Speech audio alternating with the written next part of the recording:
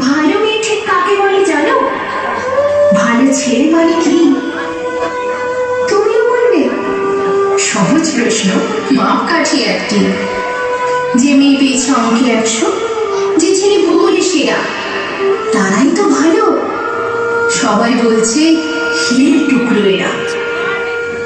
কাগজে তাদের ছবি ছাপা হয়, টিভিতে দেখায় মুখ, ওদের জন্য আমারও ভাই আনন্দে ভরে বুক।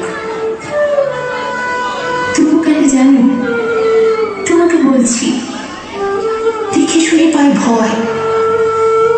শুধু এত এত নাম্বার পেলে ভালো ছেলে মেয়ে হয়? আচ্ছা ধরো না, যে মেয়ে পেয়েছে অঙ্কে অনেক কম, ওর গান শুনে মুগ্ধ সবাই, হাততালি হরদম। ওই যে ছেলেটা পাশ করে গেছে এবারেও টেনে টুনে, বলতে কি ভাই আমরা অবাক ওর আবৃত্তি শুনে। নাটকেও ওর নেশা আছে খুব, পরের বিপদে ছোটে। পরের তিন্নি বাংলায় নাকি 30 পেয়েছে মোটে, কিন্তু মেয়েটি খেলাধুলাতে 10 খানা গায়ে নামে। সত্যি বলো তো, তুমিও বলবে ওরা নয় কেউ দামি? চাই যে অনেক ইঞ্জিনিয়ার, চাই আরো ডাক্তার, পাশাপাশি চাই শিল্পী, খেলুড়ে, স্নেহময়ী সিস্টার।